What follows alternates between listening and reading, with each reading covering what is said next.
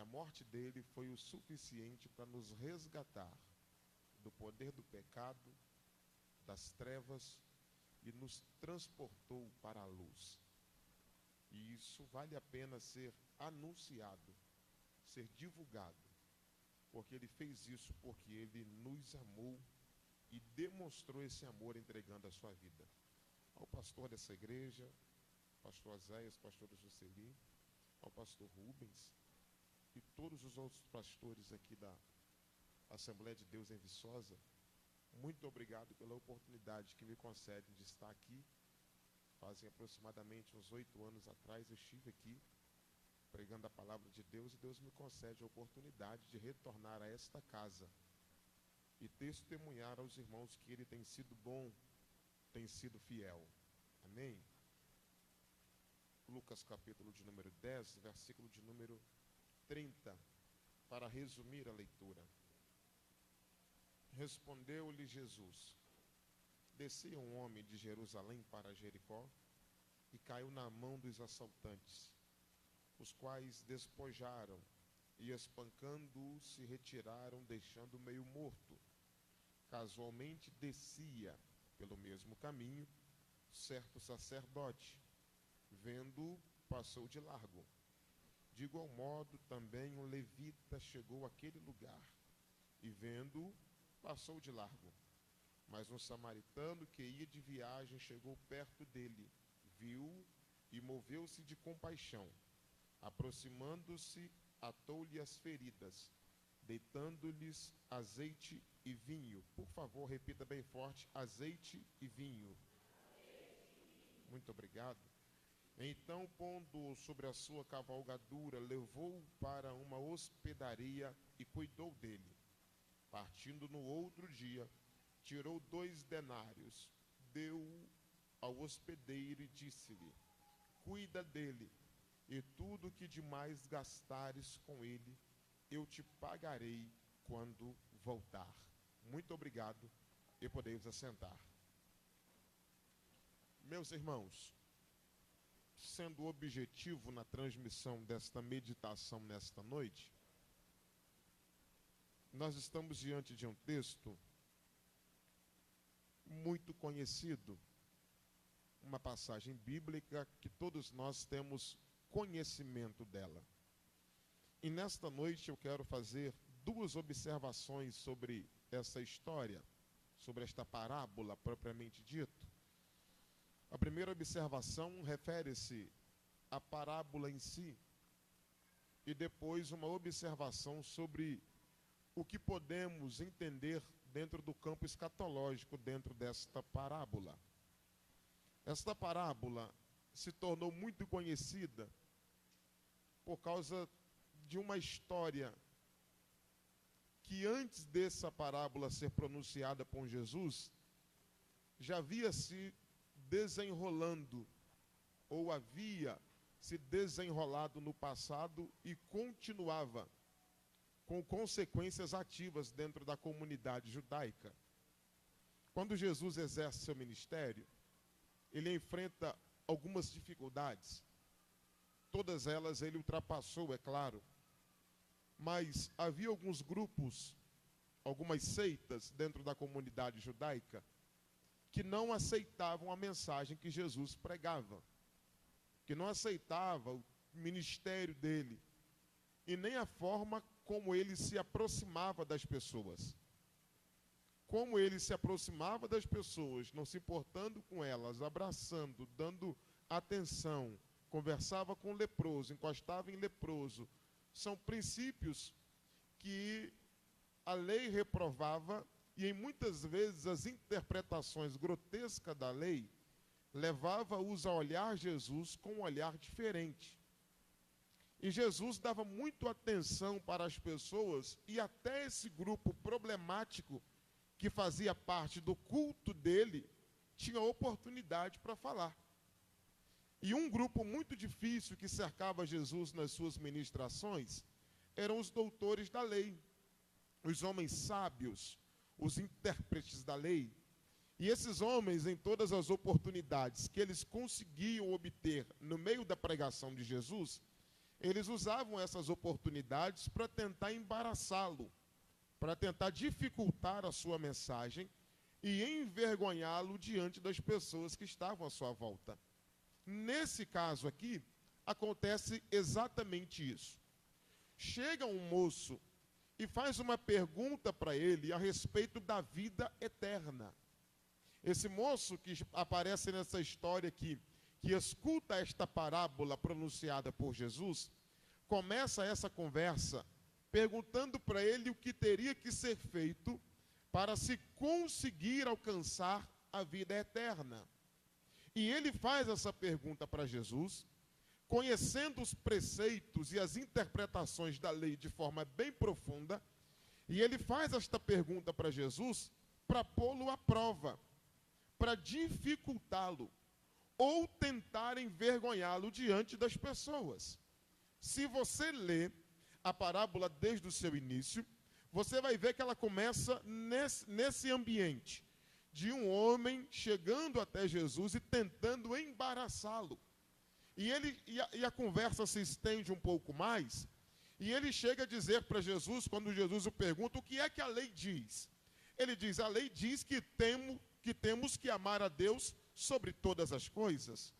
Ele vai conversando com Jesus, e ele não percebe que conversar com Jesus é colocar, abertamente falando, a mão à palmatória. Porque Jesus, em todas as situações, ele tinha uma resposta, ele tinha uma saída, ele tinha uma boa explicação, ele sabia falar de forma que ele amarrava os pensamentos e as pessoas ficavam presas a eles. Nós conhecemos na Bíblia Sagrada relato de pessoas que vieram indagar Jesus a respeito de algumas coisas, e Jesus faz uma outra pergunta em cima daquela pergunta, e elas não tiveram condições de responder a pergunta que Jesus fez, e reconheceram a habilidade que ele tinha, o poder com que ele pregava, a graça que emanava dele para as pessoas. Esse moço aqui faz esta pergunta para Jesus, a questão da vida eterna. Ele faz uma pergunta a respeito da vida vindoura, e Jesus coloca esse homem contra a parede. Por que contra a parede? Porque Jesus, nesta parábola, traz à tona um confronto social que havia entre judeus e samaritanos.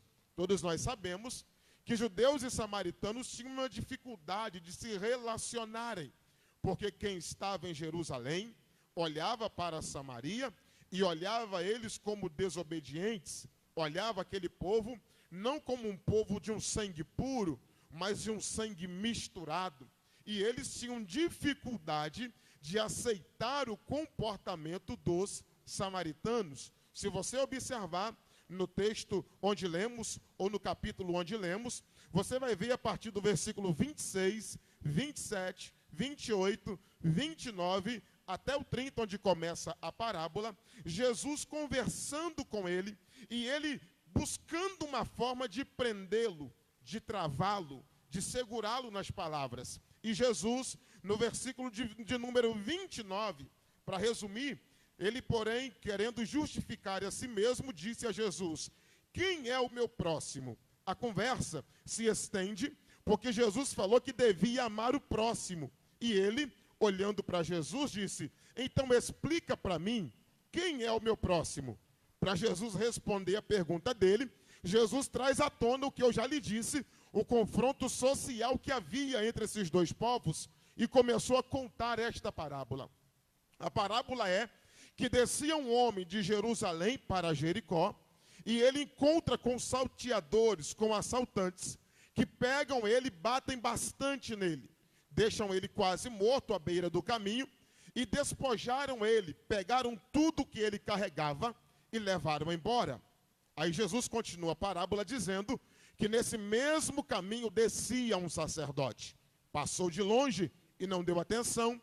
No mesmo caminho vinha passando um levita. Passou de longe e não deu atenção. Os dois são símbolos da religiosidade judaica. Passam e não dão atenção. E Jesus, na mesma história, vai colocar uma terceira pessoa ou uma quarta pessoa. A primeira pessoa, quem está machucado. A segunda, o sacerdote. A terceira, o levita. E o quarto, um samaritano, que vem passando pelo mesmo caminho. E quando ele encontra este moço caído, ele desce da sua cavalgadura, dá atenção para quem está ferido. Na sua bagagem havia azeite e vinho. Ele pega azeite e vinho, derrama sobre as feridas, ata as feridas, coloca o moço em cima da sua cavalgadura. Se ele coloca o moço na cavalgadura, ele vai a pé, puxando os animais, ele vai à frente, e ele colocou o moço doente em cima, o machucado, e leva ele até uma hospedaria, até uma estalagem. Chegando lá, ele continua a dar atenção, ele continua a tratar do ferido, e depois de tratar, no outro dia ele pega 2 denários, paga a conta, diz que vai embora, e se ficar alguma dívida depois, um custeio maior no tratamento, ele pagaria no seu retorno. Quando Jesus termina, a pergunta é esta: quem se portou como o próximo dele? O judeu tem dificuldade para responder, ele engasga na hora de responder, ele fica constrangido na hora de responder, ele sente até dores na hora de responder, mas ele teve que responder que quem se portou como próximo foi o samaritano. Quando Jesus fala isso para ele, quando ele responde isso para Jesus, melhor dizendo, ele tem que ficar quieto, ele fica sem graça, agradece a oportunidade e fica o resto do culto de boca fechada. Por quê? Porque foi querer colocar Jesus em dificuldade no meio da multidão. E Jesus nunca passará vergonha na frente de ninguém, até porque ele é Deus, e Deus nunca será envergonhado por homens. Mas tirando alguns detalhes aqui, vamos observar o que está acontecendo. Tem um moço descendo de Jerusalém e indo para Jericó. Esse homem está descendo do lugar mais seguro que havia, olhando espiritualmente falando, o lugar mais seguro que havia, Jerusalém. Até porque os judeus olham para Jerusalém como uma cidade sagrada, os muçulmanos olham para Jerusalém como uma cidade sagrada, e os cristãos olham para Jerusalém como uma cidade sagrada, porque de lá que veio o nosso Salvador. E Jesus está falando de um homem que sai de Jerusalém, que sai de um lugar seguro e está indo para um lugar inseguro, para um lugar que na sua trajetória carrega traços de maldição, carrega sentenças malditas. Mas esse moço, ele não fez questão e parece não se preocupar se Jericó carrega traços de maldição ou não. O fato é que ele sai de Jerusalém e vai descendo para Jericó. E logicamente, quem sai de um lugar tão protegido quanto Jerusalém, ao sair, está vulnerável a correr os riscos do caminho. E esse moço que saiu de Jerusalém está correndo os riscos do caminho em direção a Jericó. E quais são os riscos? O que aconteceu com ele? Ser assaltado, apanhar, machucarem ele e roubarem tudo quanto ele transportava, tudo quanto ele levava. E depois de tomarem tudo que ele levava, machucaram bastante e deixaram ele quase morto na beirada do caminho. Já digo para você que sair de Jerusalém é um perigo tamanho, é um perigo muito grande. É um perigo grande demais quando nós saímos de um lugar seguro e caminhamos em um lugar que carrega sentenças malditas, em um lugar que carrega um histórico de maldição. E esse homem está saindo de um lugar abençoado, de um lugar que é sinônimo de uma vida boa, e está indo para um lugar ruim, para um lugar complicado. Aqui eu digo também que todas as pessoas que deixam a Jerusalém para ir para Jericó não terão vida fáceis no caminho, não terão facilidade, não terão vida tranquila, terão graves situações lhe cercando, e esse homem passa por isso. Ele desce e ele encontra com os salteadores que pegam ele, espancam ele e machucam ele bastante. No caminho, vem passando um sacerdote, um símbolo da espiritualidade. Um homem que era responsável de transmitir a situação do povo para o eterno Deus. E esse sacerdote, com nenhuma preocupação, pela causa de quem está ferido, ele passa de lado e deixa o moço na beirada do caminho.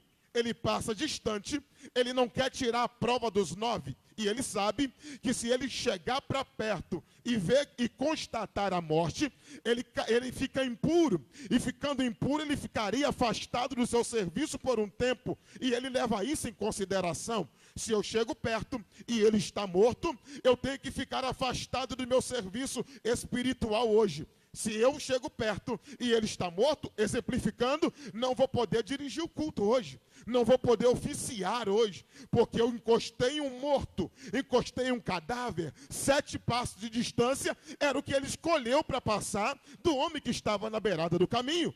De igual modo, vem passando pelo caminho um levita, o responsável pela adoração, o responsável pelo cântico, o responsável pelos louvores, o responsável pela manutenção e limpeza do lugar de culto, vem passando pelo mesmo caminho e quando ele olha, ele pensa, se eu chegar perto e estiver morto, não vou poder cantar hoje lá no culto, não vou poder celebrar na reunião, não vou poder pegar o microfone, exemplificando, trazendo para nós, não vou poder pegar o microfone e apresentar o louvor e ministrar diante da igreja, mesmo que não tenha ninguém vendo, mas o Todo-Poderoso está vendo os meus atos. Essa é a mente deles, passam de longe. Naquele mesmo dia, vai acontecer uma intervenção e ela se torna histórica e eternizada pelas Escrituras, porque na parábola não termina quando o levita vai embora e o deixa. Ela continua, que no mesmo caminho vem quem? Vem um samaritano, socialmente discriminado pelos judeus, abandonado pela nata judaica, não havia convívio social entre eles. Para você ter uma ideia e refletir comigo, quando Jesus chega no capítulo 4 de João, no poço, próximo a Samaria, em Sicar, ele pede água para uma mulher samaritana, e ela responde assim para ele: como sendo tu, judeu, homem, pede água para mim que eu sou mulher samaritana? Conversar entre homens samaritanos e homens judeus já era difícil, isso não acontecia. Ainda mais um homem judeu conversar com uma samaritana. Para eles era um erro grave, porque eles não comungavam a mesma fé, eles não olhavam na mesma direção. Um olhava para Deus de um lado e um olhava para Deus para o outro lado. Esse povo adora a Deus de forma oposta, de forma contrária. É bem claro quando Jesus diz para ela: vocês adoram o que não conhecem. Jesus deixou claro que a forma e comportamento que eles tinham não era de acordo com os princípios pré-estabelecidos por Deus. Havia uma dificuldade em se relacionarem, mas Jesus conta nesta parábola sobre um homem que não leva em consideração o conflito social, não leva em consideração a inimizade que havia, não leva em consideração o problema e o conflito social que enfrentavam, ele não leva em consideração a cultura que eles tinham, que era diferente da dos judeus. Ele olha para um moço que está caído na beira do caminho e ele para a sua cavalgadura, ele desce de cima da sua cavalgadura e vai chegando para perto. Glória a Deus por isso. Ele vem chegando para perto e vai examinar quem está ferido, vai examinar quem está caído, vai examinar quem está quase morto, vai examinar quem está ali algum tempo caído, sangrando, ou algum tipo de coisa parecida, mas o fato é que o homem estava quase morto, e ele examina e descobre: está ferido, mas está vivo. Está machucado, mas está vivo. Está sangrando, mas está vivo. Está bem machucado, mas ainda está vivo. Eu estou vendo escoriações pelo seu corpo, mas ele ainda está vivo. Eu estou vendo feridas profundas, mas ele ainda está vivo. E quando ele percebe que havia vida ainda, ele volta na cavalgadura, pega azeite, símbolo de cura, pega vinho, símbolo de alegria, e era um anestésico daquele tempo, e ele vem aonde está o moço ferido, joga vinho nas feridas, joga azeite em cima, dá vinho para o moço beber e diz: eu vou cuidar de você. Glória a Deus, glória a Deus. Ele pega vinho, pega azeite, trata daquele moço. Pega aquele moço, levanta ele, coloca na sua cavalgadura e diz: se ninguém te socorreu, vamos comigo, porque eu vou te levar para um abrigo agora. Eu vou te colocar em segurança. Eu vou te colocar num lugar tranquilo. Você está aqui na margem do caminho, machucado, ferido, todo arrebentado, mas eu cheguei aqui para te levar para um lugar seguro, para te colocar em segurança. Antes de mais nada, vamos deixar bem claro que esse samaritano aqui também aponta para Jesus Cristo de Nazaré. Alguém que chega aqui na terra, que vem para esta terra, que vem para este mundo, e ele se coloca em uma figura que ninguém queria se colocar.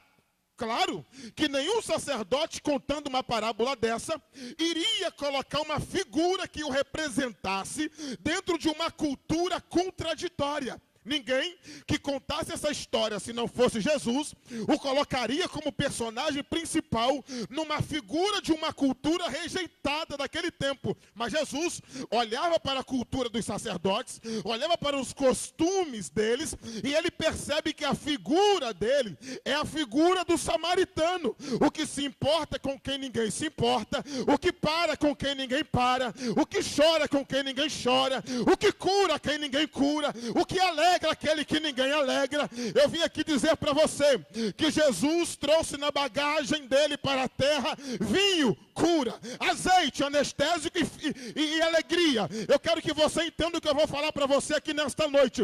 Jesus, quando encontrou com você caído na beira do caminho, ele sarou você para quê? Para você levar cura para quem estiver à sua volta.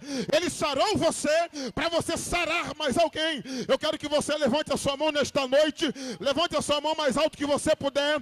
Vou tentar fazer isso só essa vez, mas segure ela o mais alto que você puder e glorifique a Ele, porque Ele te sarou para você sarar alguém, Ele te curou para você curar alguém, Ele te libertou para você levar libertação para alguém. Só quem foi sarado por Ele, glorifique a Ele nesta noite. Oh, glória a Jesus. Ninguém faria isso. Contaria uma história se colocando como uma figura rejeitada dentro da sociedade. Só Jesus. Ninguém mais faria isso. Jesus se coloca nesta posição, coloca o samaritano representando ele dentro desta parábola. Amor ao próximo, de forma incomparável e inexplicável. O samaritano vem, desce da sua cavalgadura, apresenta para ele o que tinha. Vamos comigo, porque eu tenho um lugar melhor para você. Tira ele dali quase morto ainda. Leva ele para uma hospedaria. Chegando na hospedaria, chama o dono da hospedaria e diz: quanto que é? Quanto que eu tenho que pagar?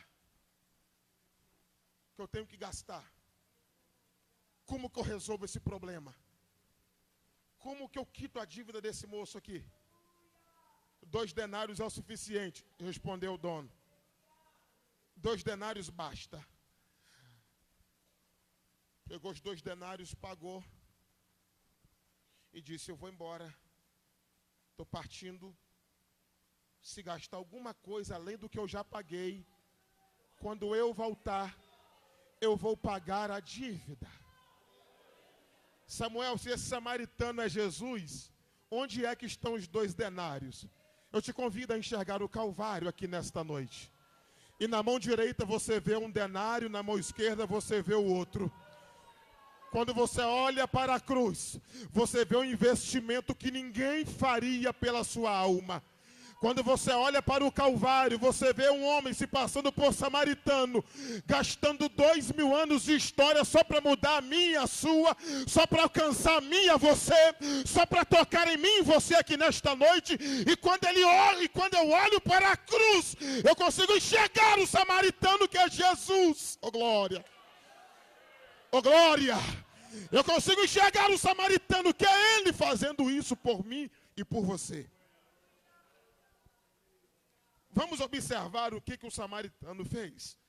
Repita comigo: o samaritano desceu da cavalgadura Pode ficar melhor, repito, o samaritano desceu da cavalgadura. Que coisa linda, que coisa linda. Olha o que Paulo escreveu, falando de Jesus como samaritano. De sorte que haja em nós o mesmo sentimento que houve em Cristo Jesus, que sendo em forma de Deus, em cima da cavalgadura, não teve por usurpação ser igual a Deus, desceu da cavalgadura, mas esvaziou-se a si mesmo, carregando a cavalgadura, tomando a forma de servo, puxando a cavalgadura, fazendo-se semelhante aos homens, carregando-nos para a hospedaria, e achado na forma de homem, humilhou a si mesmo, sendo obediente até a morte, e morte de cruz. Pelo que Deus o exaltou depois disso soberanamente, e lhe deu um nome que está acima de todo nome, para que todos que estão no céu, na terra, embaixo da terra, reconheçam que Ele é o Senhor. Nesta noite eu aplico a cavalgadura como a glória dEle, eu aplico a cavalgadura como a eternidade, um nível superior, um nível acima, mas por alguém que estava ferido na beirada da estrada, na margem da história da humanidade, Ele desce, Ele esvazia, Ele se faz pecador, e Ele carrega-nos e nos coloca na mão do chamado Espírito Santo, glória, para cuidar das nossas feridas. Se eu fosse você, eu adorava Ele. Se eu fosse você, eu glorificava Ele. A juventude cantou: se isso não for amor, e é verdade. Se isso não for amor, isso não é nada. Isso é amor que faz um Deus deixar o trono e vir à terra para morrer por um pecador. Elebarachúria, calabaraia. Oh, glória a Deus. Irmãos, pega o moço, coloca em cima da cavalgadura e diz: olha, você está ferido, eu que estava em cima, eu desci, coloco você em cima e te levo, te arrasto, vou te conduzir para um lugar seguro. Chegou lá, ele faz o pagamento e diz: eu vou embora. Quando eu voltar, se ficar mais alguma dívida, eu pago quando eu retornar. A notícia que eu tenho para liberar para vocês aqui nesta noite é que o samaritano está pronto para voltar. A notícia que eu trago para a igreja aqui em Viçosa é que o samaritano já está voltando. Aleluia. Elebarachúria, calabarábia.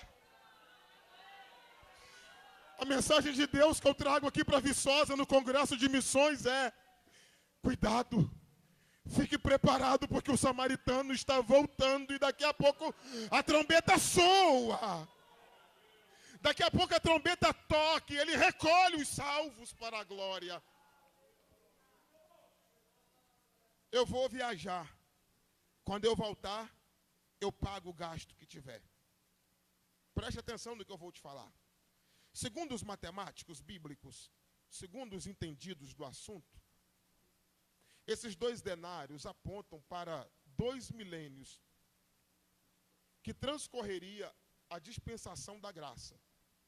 Segundo os entendidos do assunto, os matemáticos bíblicos, homens que fizeram análises das eras chamadas dispensações, chegaram à conclusão, pastor Zé e pastor Jocely, que esses 2 denários aqui apontam para 2 milênios que transcorreria a dispensação da graça.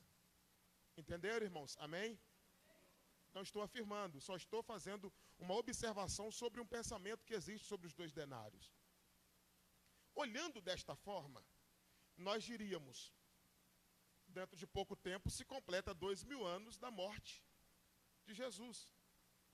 Se Jesus morre em aproximadamente 25 da era cristã, 28 da era cristã, nós não estamos tão longe de completar 2000 anos de sua morte.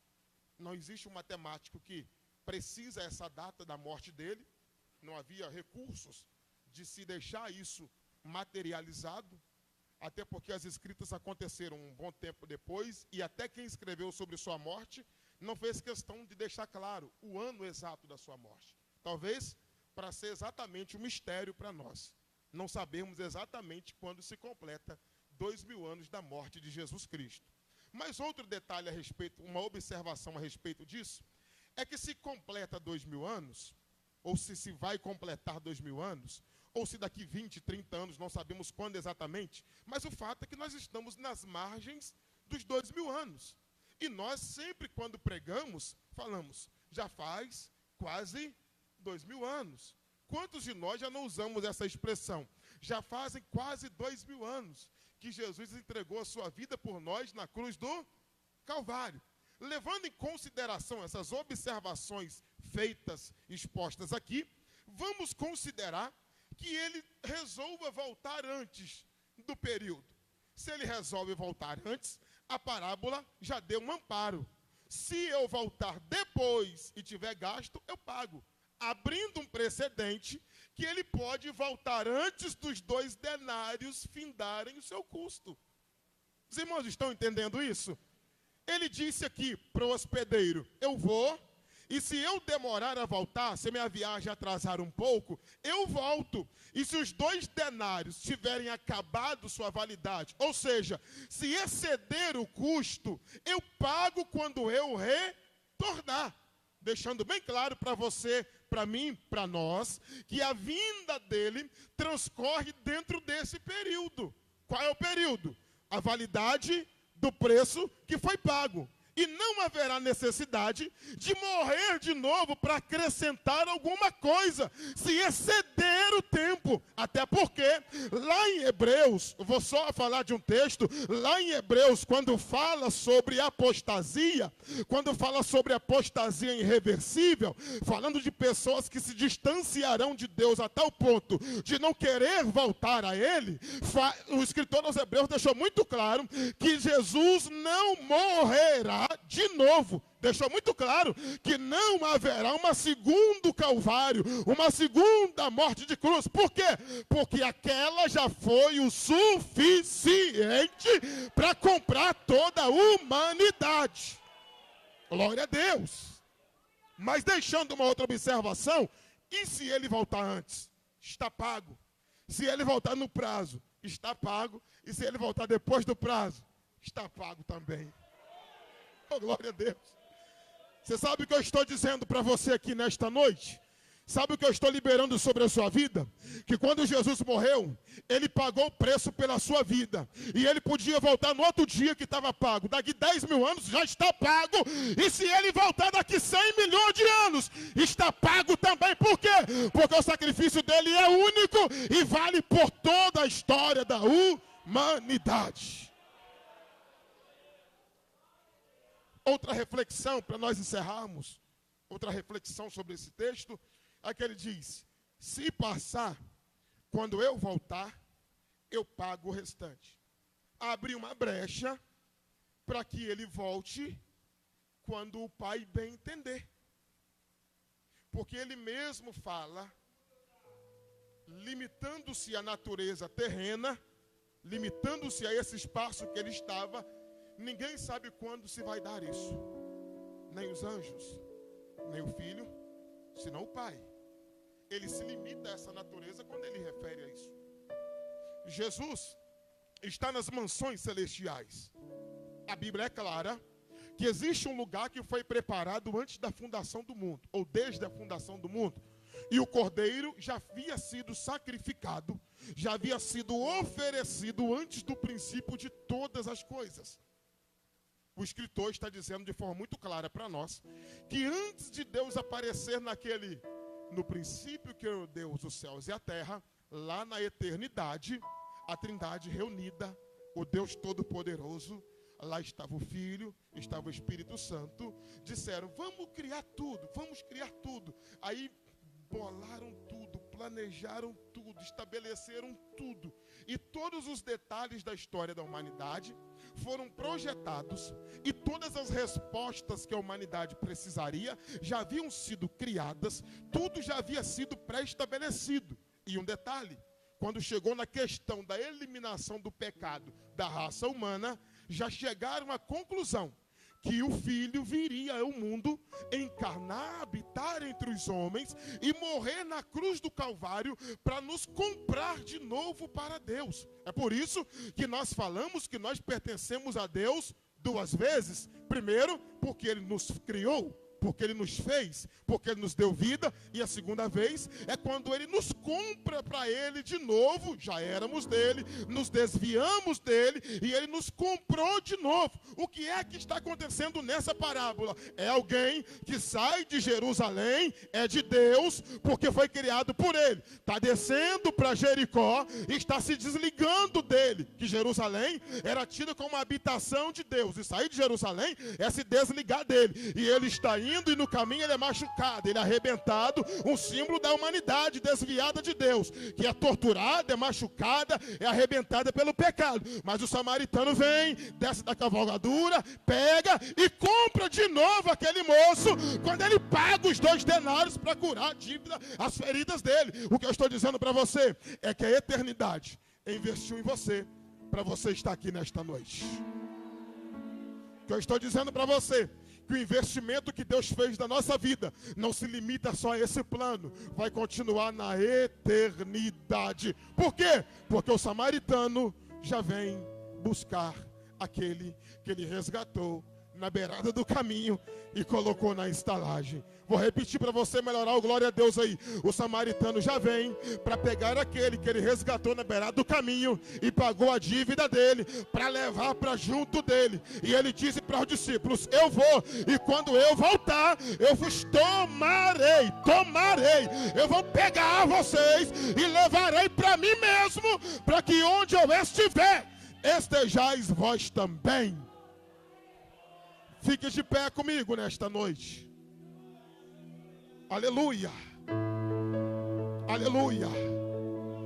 Aleluia. Se tem alguém que está se sensibilizando com o retorno de Jesus, abre a boca e glorifique a Ele nesta noite. Se tem alguém que percebe que Deus está te despertando através desta palavra, glorifique a Ele nesta noite. Se tem alguém que percebe que o Espírito Santo está te chamando, glorifique a Ele nesta noite, porque Jesus em breve voltará para resgatar a sua igreja. Oh, glória a Deus.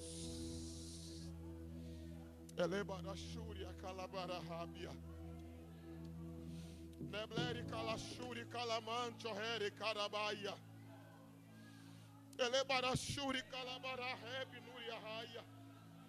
Se tem alguém que seja a presença dele, levanta a mão e adore a ele nesta noite. Se tem alguém que sente a presença dele de forma espontânea, glorifique a ele. Se tem alguém que sente a presença dele de forma espontânea, diga alguma coisa para ele. Revele a ele o que você está sentindo, porque ele já vem para buscar a igreja, e você é a igreja que foi comprada na cruz do Calvário.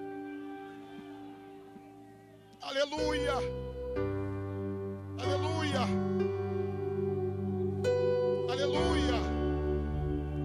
Oh, glória a Deus. Oh, glória a Deus. Oh, glória a Deus. Oh, aleluia. Oh, aleluia. Oh, aleluia. Aleluia. Aleluia.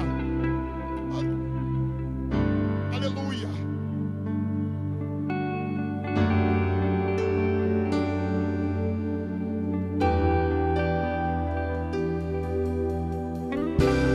Abre a sua boca e cante.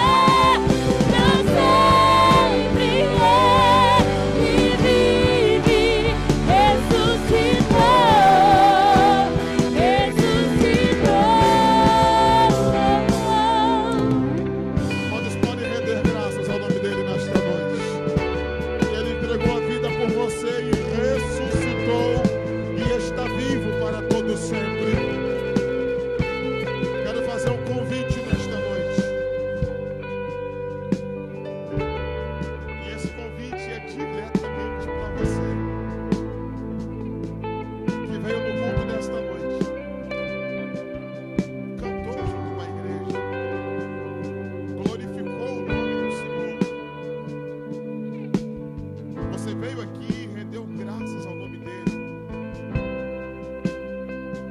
mas está correndo riscos.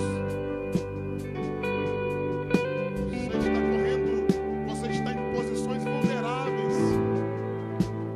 E um dos riscos que você corre é dessa igreja não estar aqui amanhã. Jesus voltar ainda hoje e levar ela para as mansões celestiais. E se você está no culto desta noite correndo esse risco, ainda não fez uma aliança com Jesus, ainda não o declarou como o Senhor da sua vida, eu quero conhecer você aqui nesta noite. Se tem alguém que veio para este culto e ainda não entregou sua vida para Jesus, eu convido você assim a entregar a Ele nesta noite, porque o sacrifício dele cobre a sua vida também. Será que temos alguém que deseja entregar a vida para Jesus nesta noite? Será que temos alguém que quer assinar o passaporte da vida eterna aqui nesta noite? Será que temos alguém que quer ter a vida eterna gerada em seu coração aqui na terra nesta noite? Se tem alguém, levante uma de suas mãos onde você estiver para conhecermos. Nós queremos te conhecer. Nós queremos abençoar a sua vida. Nós queremos glorificar a Deus pela sua decisão. Nós queremos glorificar a Deus. Mais uma vez, temos alguém que deseja fazer uma aliança de vida com Jesus nesta noite? É só você dar um sinal onde você estiver.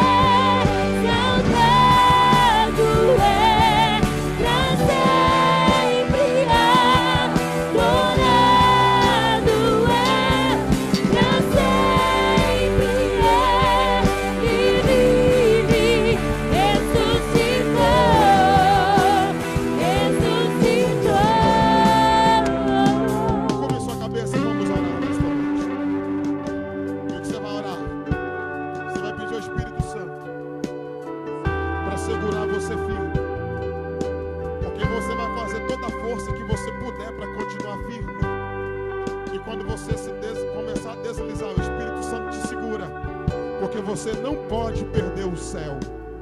Você não pode perder o arrebatamento da igreja. Você não pode